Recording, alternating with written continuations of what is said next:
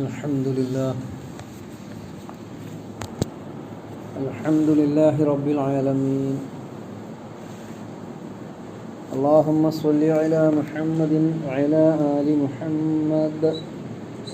ഇനി നമുക്ക് സൂറത്തുൽ അഅറാഫിലെ 85-ാമത്തെ സൂക്തമാണ് മനസ്സിലാക്കാനുള്ളത്. അഊദു ബില്ലാഹി മിനശ് ശൈത്വാനിർ റജീം. ബിസ്മില്ലാഹിർ റഹ്മാനിർ റഹീം.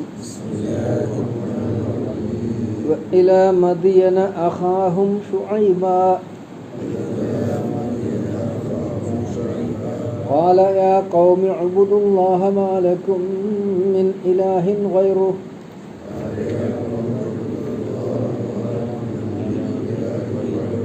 قد جاءتكم بينة من ربكم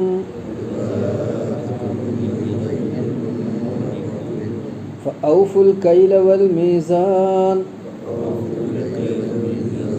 ولا تبخسوا الناس أشياءهم ولا تفسدوا في الأرض بعد إصلاحها ذلكم خير لكم إن كنتم مؤمنين.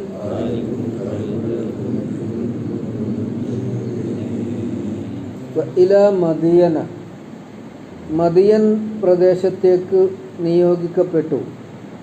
അഖാഹും അവരുടെ സഹോദരൻ, ശുഐബൻ അതായത് ശുഐബ് അലൈഹിസ്സലാം. ഖാല അദ്ദേഹം അവരോട് പറഞ്ഞു, യാ ഖൗമി എൻ്റെ ജനങ്ങളെ, ഉഅ്ബുദുല്ലാ നിങ്ങൾ അല്ലാഹുവിനെ ഇബാദത്ത് ചെയ്യുക. മാ ലക്കും നിങ്ങൾക്കില്ല മിൻ ഇലാഹിൻ ഗൈറുഹു അവനല്ലാതെ മറ്റൊരാരാധ്യനില്ല. ഖദ് ജാഅതുക്കും തീർച്ചയായും നിങ്ങൾക്ക് വന്നിട്ടുണ്ട്, ബയ്യിനത്തുൻ തെളിവ്, മിർ റബ്ബിക്കും നിങ്ങളുടെ രക്ഷിതാവിൽ നിന്നുള്ള. ഫൗഫുൽ കൈല ആയതിനാൽ അളവ് പൂർത്തിയാക്കുക, വൽ മീസാന തൂക്കവും, വലാ തബ്ഖസു അന്നാസ ജനങ്ങൾക്ക് നിങ്ങൾ കുറവ് വരുത്തരുത് അല്ലെങ്കിൽ വെട്ടിപ്പ് നടത്തരുത്, അഷ്യാഅഹും അവരുടെ വസ്തുക്കളിൽ. വലാ തുഫ്സിദു ഫിൽ അർളി ബഅദ ഇസ്ലാഹിഹ നിങ്ങൾ വലാ തുഫ്സിദു ഫിൽ അർളി ഭൂമിയിൽ നാശമുണ്ടാക്കരുത്, കുഴപ്പമുണ്ടാക്കരുത്, ബഅദ ഇസ്ലാഹിഹ അതിനെ നന്നാക്കിയതിനു ശേഷം. ദാലിക്കും ഖൈറുൽ ലക്കും അതൊക്കെയാണ് നിങ്ങൾക്ക് ഉത്തമമായ നിലപാട്.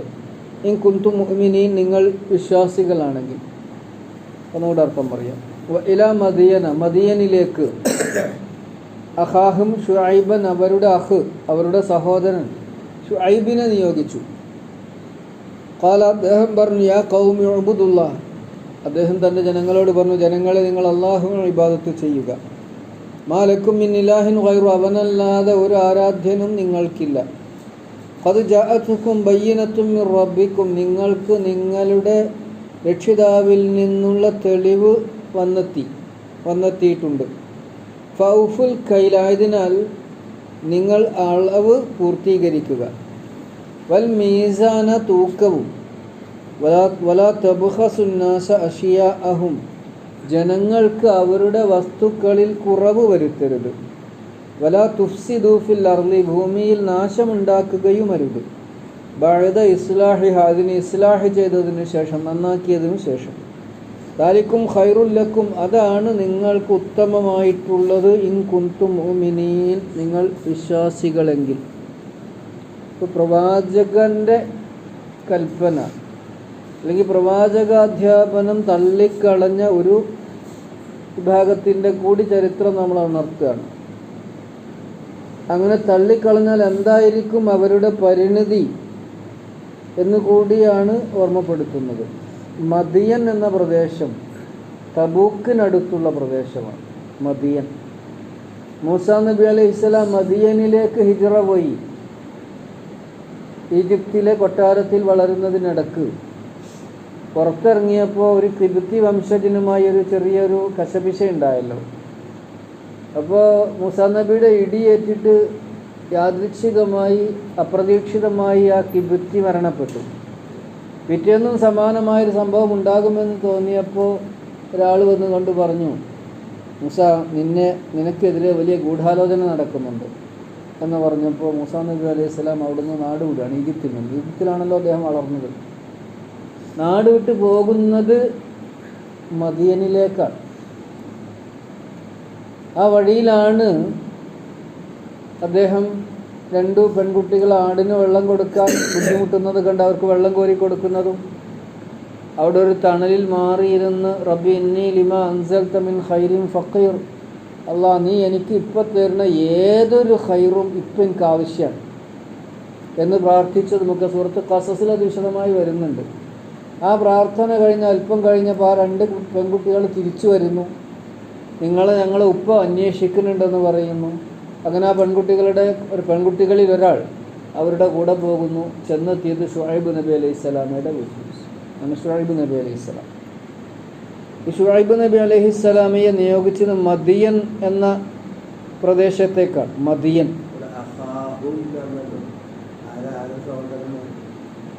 മദിയൻകാരുടെ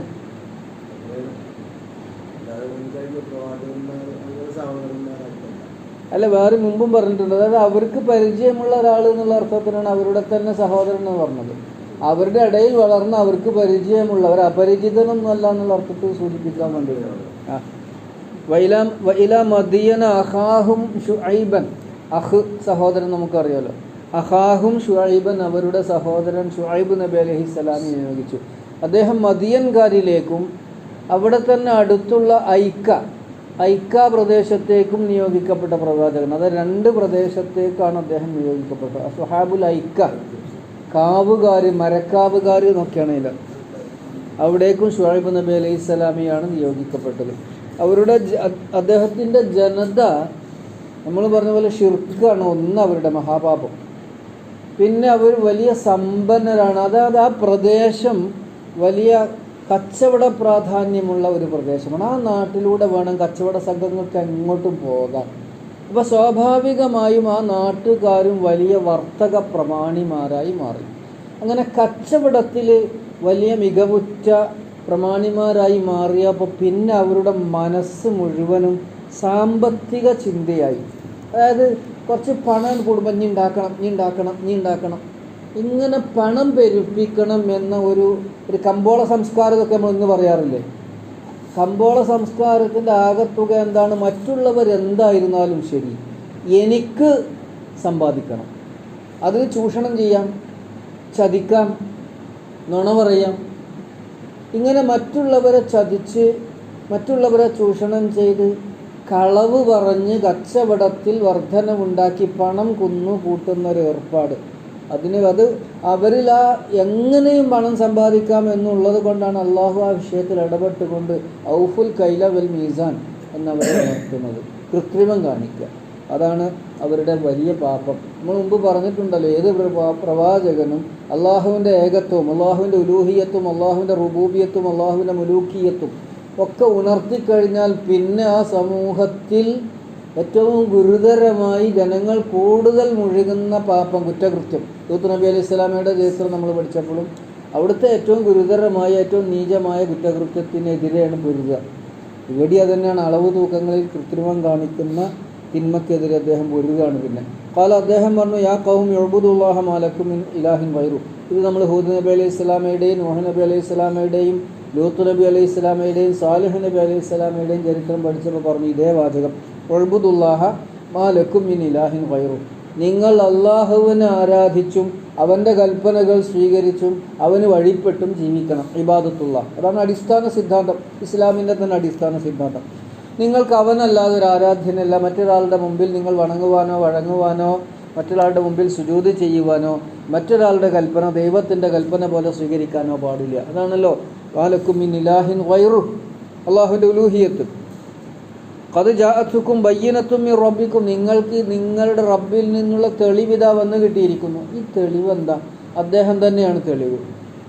ഒരു പ്രവാചകൻ ഒരു ജനവിഭാഗത്തിൽ വരിക എന്നുള്ളത് ആ ജനവിഭാഗത്തിന് വലിയ തെളിവാണ്, വലിയ നിഅമത്താണ്, വലിയ അനുഗ്രഹമാണ്. അപ്പം അദ്ദേഹത്തിന് വേറെ അമാനുഷികമായ മൂസാ നബി അലൈഹി സ്വലാമക്ക് കൊടുത്ത മാതിരിയുള്ള ഒരു തെളിവ്, ഒരു അടയാളം കൊടുത്തതായി ഖുർആനിലും ഹദീസിലും വന്നിട്ടില്ല.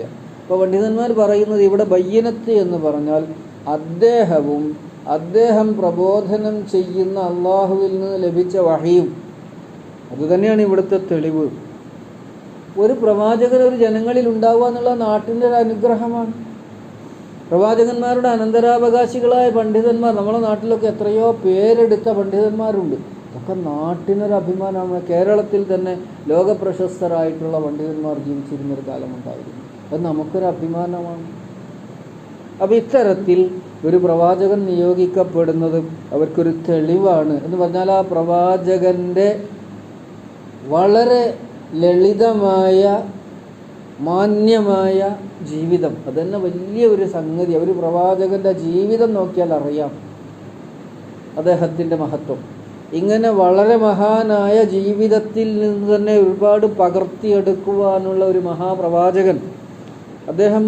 അതോടൊപ്പം അസാമാന്യമായ പ്രസംഗ പാടവം.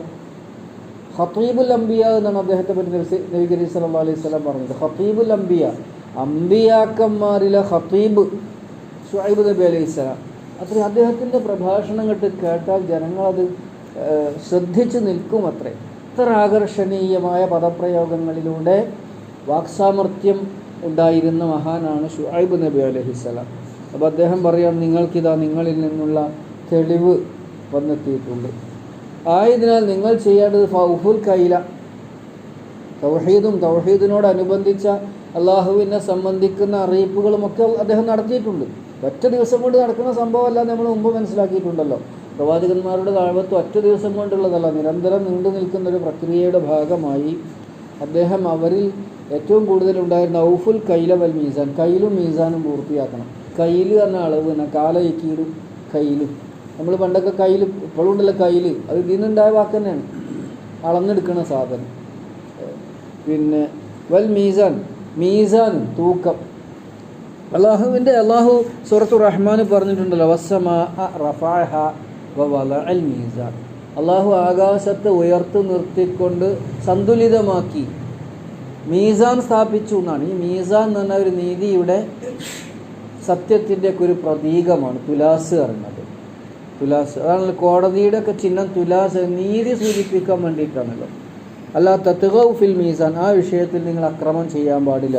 വഅഖീമുൽ വസ്ന, തൂക്കം പൂർത്തിയാക്കി നിലനിർത്തണം. വലാ തുഖ്സിറുൽ മീസാൻ, അതിൽ കുറവ് വരുത്താൻ പാടില്ല. സൂറത്തുർ റഹ്മാനിൽ സൂചിപ്പിച്ചിട്ടുണ്ട്. അതേമാതിരി ഈ ശുഐബ് നബി അലൈഹി സ്വലാമെ സംബന്ധിച്ച് ഇതേ വിഷയം സൂറത്ത് ഹൂദ് 84-85, സൂറത്ത് ശുഅറ 176, 190 പറഞ്ഞിട്ടുണ്ട്.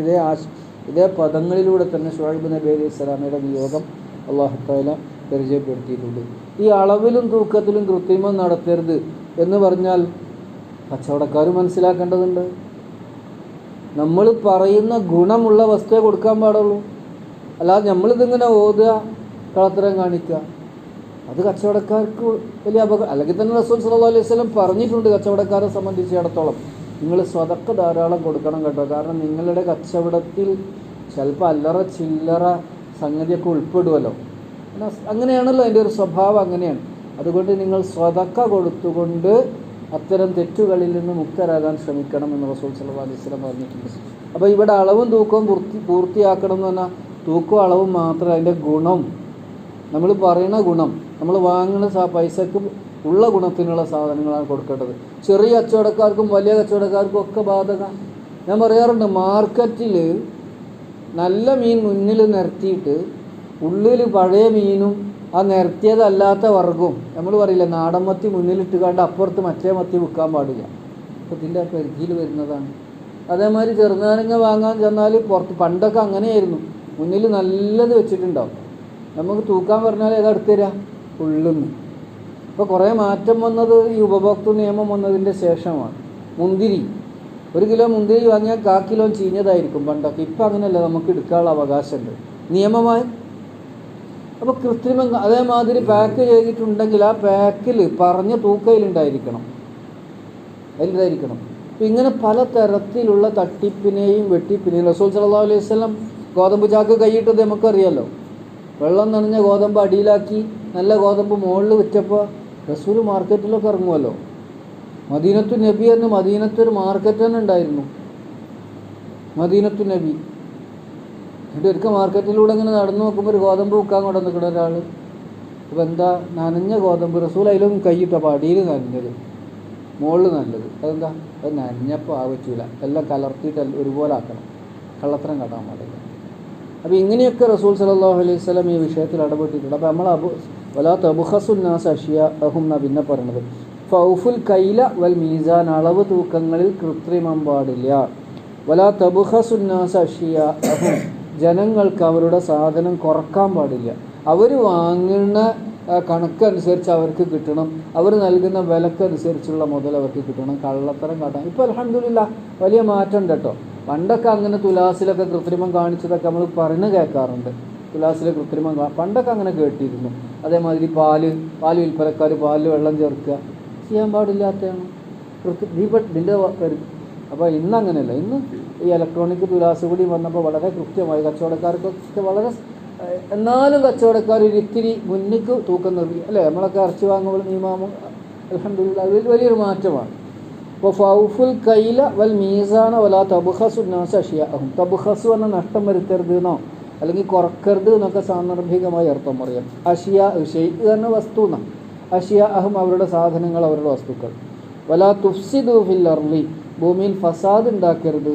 ബഅദ ഇസ്ലാഹിഹ, അതിനെ ഇസ്ലാഹ് ചെയ്തതിന് ശേഷം, അത് നന്നാക്കിയതിന് ശേഷം. നമ്മൾ പറഞ്ഞിട്ടുണ്ട് അള്ളാഹുവിന് ഭൂമിയിൽ ഇഷ്ടം അവൻ്റെ തൗഹീദും അതിനോടനുബന്ധിച്ചുള്ള കർമ്മങ്ങളുമാണ്. അള്ളാഹുവിൻ്റെ ഏകത്വം, അതാണ് ഉലൂഹിയത്ത് എന്ന് പറഞ്ഞത്. അള്ളാഹുവിൻ്റെ ഉലൂഹിയത്ത്, അള്ളാഹുവിൻ്റെ റുബൂബിയത്ത്, അവനാണ് റബ്ബ്, അവനാണ് സംരക്ഷകൻ, അത് അംഗീകരിക്കുക. പിന്നെ അള്ളാഹുവിൻ്റെ മുലൂക്കിയത്ത്, അള്ളാഹുവിൻ്റെ സർവാധിപത്യം. അപ്പോൾ അള്ളാഹുവിൻ്റെ ഉലൂഹിയത്തും അള്ളാഹുവിൻ്റെ റുബൂബിയത്തും അള്ളാഹുവിൻ്റെ മുലൂക്കിയത്തും അതാണ് ഈ ഭൂമിയിൽ ഉണ്ടാവേണ്ടത് എന്നത് അള്ളാഹുവിൻ്റെ ഇഷ്ടം. അങ്ങനെയാണ് അവൻ ആദം നബി അലൈഹി സ്വലാമയെ ഭൂമിയിലേക്ക് നിയോഗിച്ചത്, നൂഹ് നബി അലൈഹി സ്വലാമയെയും. പിന്നെ അദ്ദേഹത്തിൻ്റെ ജനതയിൽ നിന്ന് തുടങ്ങിയ തിന്മ അതിങ്ങനെ അല്പം വ്യാപകമാകും. അപ്പോൾ അല്ലാഹു തആല പ്രവാചകന്മാരെ നിയോഗിക്കും, ബാക്കിയുള്ള എല്ലാവരെയും മുച്ചൂടും നശിപ്പിക്കും. അള്ളാഹുവിന് ഇഷ്ടപ്പെട്ട അള്ളാഹുവിൻ്റെ ഇഷ്ട അടിമകളെ മുഅ്മിനീങ്ങളെ മാത്രം രക്ഷപ്പെടുത്തും. അപ്പോൾ പിന്നെ ഇസ്ലാഹ് നടന്നു. ഇങ്ങനെ അല്ലാഹു തആല ഭൂമിയെ സംസ്കരിച്ചതിന് ശേഷം, നന്നാക്കിയതിന് ശേഷം നിങ്ങളായിട്ട് ഫസാദ് ഉണ്ടാക്കരുതേ. അഥവാ അള്ളാഹുവിന് ഇഷ്ടമില്ലാത്ത നിലപാടുകളിലേക്ക്, ആശയാദർശങ്ങളിലേക്ക് നിങ്ങൾ പോകാൻ പാടില്ല. അത് ആശയപരമായിട്ടും കർമ്മപരമായിട്ടും അതുപോലെ തന്നെ ഭൂമിയുടെ പ്രകൃതിപരമായ അവസ്ഥയിൽ അന്നന്നത്തെ കാലത്തിന് ആവശ്യമുള്ളതല്ലാതെ മനുഷ്യന് ജീവിക്കാൻ കഴിയാത്ത വിധത്തിൽ ചൂഷണം ചെയ്തുകൊണ്ട് കുഴപ്പമുണ്ടാക്കാൻ പാടില്ല. അതാണ് നമ്മൾ കരിമണൽ ഖനനം, അതൊക്കെ വലിയ ദോഷം വരുത്തും എന്ന് പറയണത്. കരിമണൽ എന്നൊക്കെ പറഞ്ഞാൽ ആയിരക്കണക്കിന് പതിനായിരക്കണക്കിന് വർഷങ്ങളായി കടൽ തീരത്ത് അടിഞ്ഞുകൂടിയതാണ്. അത് കോരിയെടുത്ത് വിൽക്കാനാണ് ഇപ്പോൾ സർക്കാരുകൾ ശ്രമിക്കുന്നത്. എന്താ സംഭവിക്കുക? ആ പ്രദേശം വെള്ളത്തിനടിയിലാവും, കടൽ കയറി വരും. തൽക്കാല ലാഭത്തിന് വേണ്ടി നാടിനെ, നാട്ടാരെ നശിപ്പിക്കരുത് എന്നതും കൂടി നമുക്ക് തീരുമാനം. കാരണം മല തുരക്കരുത്, വെള്ളക്കെട്ടുകൾ നശിപ്പിക്കരുത്, പാടം നികത്തരുത് എന്നൊക്കെ പറഞ്ഞ് വെറുതെ പറയണതല്ലത്. അതിലൊക്കെ വലിയ വനം നശിപ്പിക്കുക. ആമസോൺ വനമാണ് ഭൂമിയിലേക്ക് ആവശ്യമായ ഓക്സിജൻ്റെ 70% നൽകുന്നത് എന്നാണ്. ആമസോൺ വനമേഖലകളാണ്. അപ്പോൾ വനം നശിപ്പിക്കരുത് പറഞ്ഞാൽ എന്താ? മനുഷ്യൻ്റെ ഇവിടെ സന്തോഷം, ഓക്സിജന് കമ്മി അനുഭവപ്പെടും. അതാണ് പറഞ്ഞതിൻ്റെയൊക്കെ ചുരുക്കം. അതും കൂടി ഇതിനുള്ളിൽ വരും എന്നർത്ഥം. വലാ തുഫ്സിദു ഫിൽ അർളി ബഅദ ഇസ്ലാഹിഹ ദാലിക്കും ഖൈറുൽ ലക്കും. ഈ പറഞ്ഞ കാര്യങ്ങളൊക്കെയാണ് നിങ്ങൾക്ക് ഉത്തമം. ഇതൊക്കെ അംഗീകരിക്കലും അനുസരിക്കലും സ്വീകരിക്കലും. ഇൻ കുൻതും മുഅ്മിനീൻ, നിങ്ങൾ മുഅ്മിനീങ്ങളാണെങ്കിൽ, ഒന്നുകൂടെ അർത്ഥം ഒന്ന് അവസാനിപ്പിക്കാം. വ ഇലാ മദിയന അഖാഹും ശുഐബൻ, മദിയനിലേക്ക് അവരുടെ സഹോദരൻ ശുഐബിനെ നിയോഗിച്ചു. ഖാല, അദ്ദേഹം പറഞ്ഞു, യാ ഖൗമി ഉബ്ദുല്ലാഹ, അല്ലയോ ജനങ്ങളെ, നിങ്ങൾ അല്ലാഹുവിനെ ഇബാദത്ത് ചെയ്യുക. മാ ലക്കും മിൻ ഇലാഹിൻ ഗൈറു, നിങ്ങൾക്ക് അവനല്ലാതെ ഒരു ആരാധ്യനുമില്ല. ഖദ് ജാഅത്കും ബയ്യിനത്തും മിർ റബ്ബിക്കും, നിങ്ങൾക്ക് നിങ്ങളുടെ റബ്ബിങ്കൽ നിന്നുള്ള തെളിവ് വന്നെത്തിയിട്ടുണ്ട്. ആയതിനാൽ ഫൗഫുൽ കൈല വൽ മീസാന, നിങ്ങൾ അളവും തൂക്കവും പൂർത്തിയാക്കുക. വലാ തബ്ഖസുൻ നാസ അഷ്യാഅഹും, ജനങ്ങൾക്ക് അവരുടെ വസ്തുക്കളിൽ കുറവ് വരുത്തരുത്. വലാ തുഫ്സിദു ഫിൽ അർളി ബഅദ ഇസ്ലാഹിഹ, ഭൂമിയെ നന്നാക്കിയതിനു ശേഷം നിങ്ങൾ അതിനെ നശിപ്പിക്കരുത്. ദാലിക്കും ഖൈറുൽ ലക്കും, അതാണ് നിങ്ങൾക്ക് ഉത്തമം. ഇൻ കുൻതും മുഅ്മിനീൻ, നിങ്ങൾ വിശ്വാസികളാണെങ്കിൽ. വിശ്വാസികളായി ജീവിച്ച് വിശ്വാസികളായി മരിക്കാൻ അല്ലാഹു തആല നമുക്കെല്ലാവർക്കും തൗഫീഖ് നൽകി അനുഗ്രഹിക്കുമാറാവട്ടെ. അല്ലാഹുമ്മ അല്ലിംനാ മാ ജഹിൽനാ, അല്ലാഹുമ്മ അല്ലിംനാ മിനൽ ഖുർആനി മാ ജഹിൽനാ വദക്കിർനാ മിൻഹു മാ നുസീനാ വർസുഖ്നാ തിലാവതഹു ആനാ അൽ-ലൈലി വഅത്റാഫ അൻ-നഹാർ. റബ്ബനാ സ്രിഫ് അന്നാ അദാബ ജഹന്നം ഇന്ന അദാബഹാ കാന ഗറാമ ഇന്നഹാ സാഅത് മുസ്തഖറ വമുഖാമ. റബ്ബനാ ആതിനാ ഫിദ് ദുനിയ ഹസന വഫിൽ ആഖിറതി ഹസന വഖിനാ അദാബൻ നാർ. വൽഹംദുലില്ലാഹി